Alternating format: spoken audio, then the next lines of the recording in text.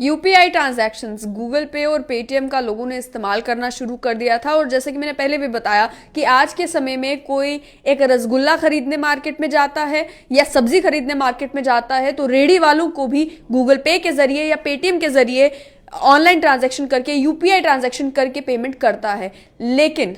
अब जो national payment corporation of India है उसने रिकमेंड किया है कि 2000 से ऊपर की जितनी भी ट्रांजैक्शंस होंगी उन ट्रांजैक्शंस पे 1.1% फी जो है वो चार्ज की जाएगी अप्रैल 1 से। जानते हैं कि मार्च का महीना खत्म होने ही वाला है। अप्रैल 1 से 2000 से ऊपर जितनी ट्रांजैक्शंस होना शुरू हो जाएंगी। और कौन सी ट्रांजैक्शंस? जो ट्रांजैक्शन किसी मर्चेंट के साथ यानी कि किसी कारोबारी के साथ की जा रही हैं उन पर 1.1% फी जो है वो चार्ज की जाएगी। लेकिन इसमें भी थोड़ा सा ट्विस्ट है। ट्विस्ट ये कि आप जो पैसे पे कर रहे हैं आपको वो 1% पैसा पे नहीं 1% फी पे नहीं करनी, बल्कि जिसके खाते में पैसा जा रहा है, जो मर्चेंट है, जो ट्रेडर है, जो कारोबारी है, जो दुकानदार है, उसको वो 1.1% फी जो है वो पे करनी है। क्रेडिट कार्ड का भी अगर आप इस्तेमाल करते हैं तो आप जानते ही हैं कि कभी किसी दुकान पर अगर आप कोई चीज खरीदने के लिए क्रेडिट कार्ड का इस्तेमाल करते हैं तो दुकानदार अक्सर आपको बताता है कि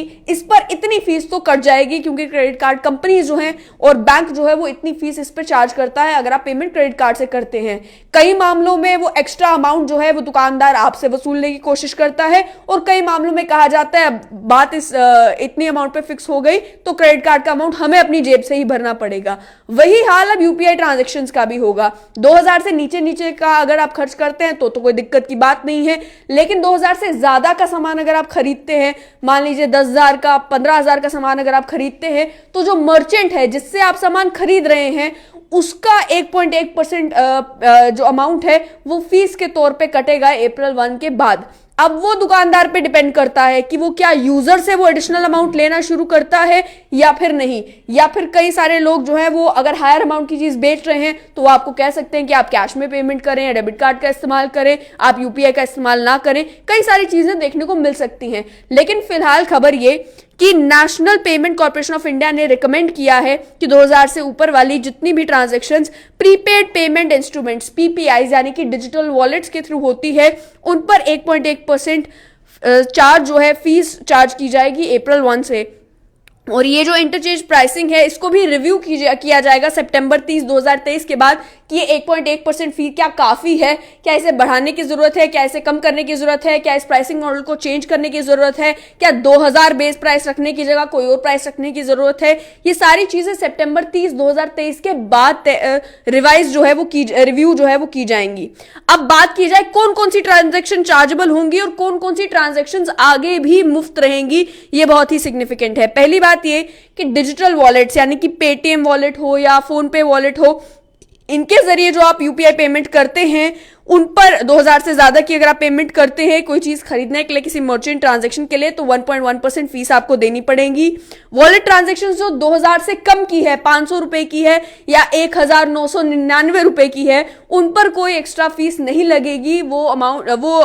ट्रांजैक्शन जो है वो फ्री ऑफ कॉस्ट होगी। इसके साथ साथ में फीस जो है वो मर्चेंट साइड पर लगाई जाएगी, आपके ऊपर लगाई नहीं जाएगी। आप किसी दुकान पर जाकर स्कैनर के जरिए स्कैन करते हैं तो जिसके खाते में पैसे जाने हैं उसको ही 1.1% फीस देनी पड़ेगी। अब ये उस पर डिपेंड करता है कि अगर वो आपको अगर ज्यादा अवेयर मर्चेंट होगा, हो सकता है वो यूजर को कहे कि इस पर मुझे 1.1% ज्यादा पैसे पे करने पड़ेंगे तो आप उसका कुछ अमाउंट एक्स्ट्रा देकर जाएं।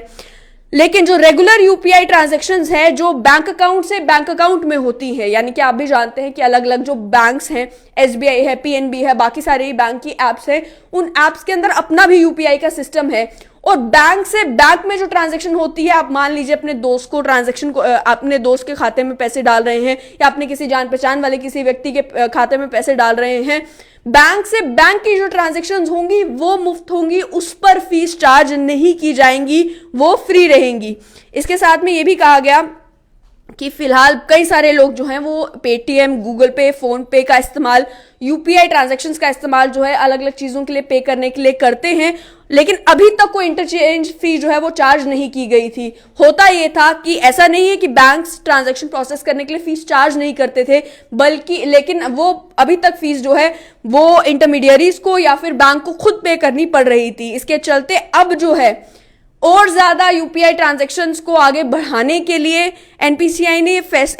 ने ये फैसला लिया है कि अब आपको अगर कोई भी यूपीआई ट्रांजैक्शन किसी चीज को खरीदने के लिए करनी है तो जो मर्चेंट है जिसके खाते में ये पैसा आ रहा है उसे 1.1% फीस जो है अप्रैल 1 से पे करना शुरू करना होगा। इसके साथ साथ में ये भी कहा गया है कि इसका कस्टमर्स पे कोई चार्ज नहीं होगा। बैंक अकाउंट से बैंक अकाउंट जो ट्रांजैक्शन है उस पर जो नॉर्मल यूपीआई पेमेंट्स है उस पर कोई एडिशनल चार्ज नहीं होगा। लेकिन इंटरचेंज फीस ये वो फीस है जो एक खाते से दूसरे खाते में जब पैसा जाता है तो ट्रांजैक्शन के लिए जो प्रोसेसिंग फीस चार्ज की जाती है। इसका मतलब ये भी है कि अब सितंबर के बाद ये भी देखा जाएगा रिव्यू करने के बाद कि क्या इस फीस को बढ़ाने की जरूरत है, क्या इस फीस को कम करने की जरूरत है, क्या बदलाव इसमें करने की जरूरत है। लेकिन फिलहाल national payment corporation of India का ये कहना है कि ये जो इंटरचेंज फीस लाई गई है ये committee on payments and market infrastructure की रिकमेंडेशन के बेसिस पे लाई गई है और वो भी अलाउ करते हैं कि 1.15% के करीब जो है वो फीस चार्ज की जा सकती है यूपीआई ट्रांजैक्शंस के लिए।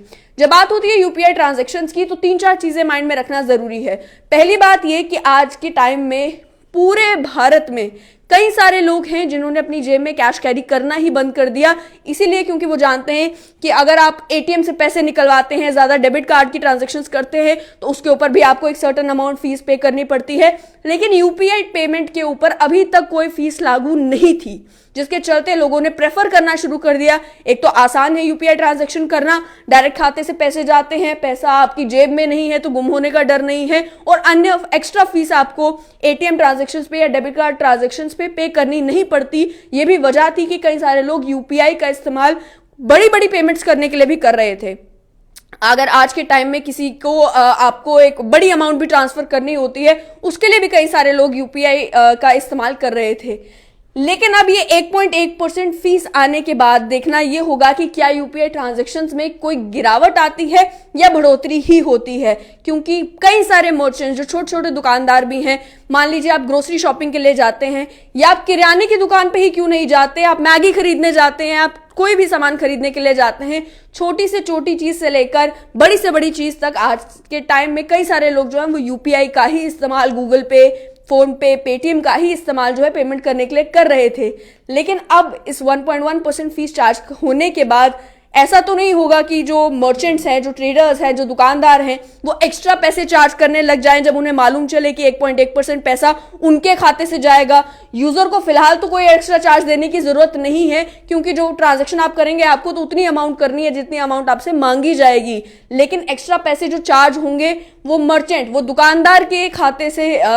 दुकानदार को चार्ज होंगे, दुकानदार को वो 1.1% पैसा जो है वो पे करना पड़ेगा। लेकिन साथ ही साथ यूपीआई ट्रांजैक्शंस जिस तरीके से देश भर में बढ़ रही हैं, इसी मॉडल को अलग अलग कंट्रीज में भी रेप्लिकेट किया जा रहा है। ये जो फीस आई है सितंबर 30 को जब रिव्यू होगी और अप्रैल 1 से जब से ये लागू होगी, देखना ये होगा कि इस फी के चार्ज होने के बाद क्या जिस तरीके से लोग यूपीआई ट्रांजैक्शंस कर रहे हैं उसमें कोई बदलाव आएगा या नहीं। साथ ही में मैं दोबारा रिपीट कर दूं कि बैंक से बैंक की जो ट्रांजैक्शंस हैं, यानी कि एक खाते से दूसरे खाते में अगर आप पैसे डाल रहे हैं, बैंक की ऐप का और बैंक के यूपीआई का इस्तेमाल करके आप किसी के बैंक अकाउंट में पैसे डाल रहे हैं तो उस पर कोई फीस चार्जेबल नहीं है। ये फीस केवल उन ट्रांजैक्शन 2000 से ऊपर की ट्रांजैक्शंस के ऊपर है जहां पर आप कोई चीज खरीद रहे हैं, मर्चेंट के साथ कोई ट्रांजैक्शन कर रहे हैं और डिजिटल वॉलेट से डिजिटल वॉलेट में ट्रांजैक्शन हो रही है, पेटीएम से पेटीएम में ट्रांजैक्शन अगर हो रही है,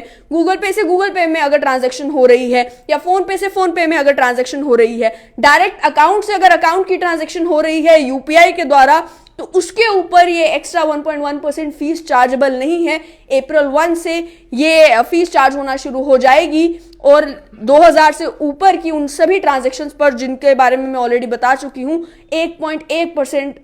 फीस जो है वो मर्चेंट्स को पे करनी पड़ेगी।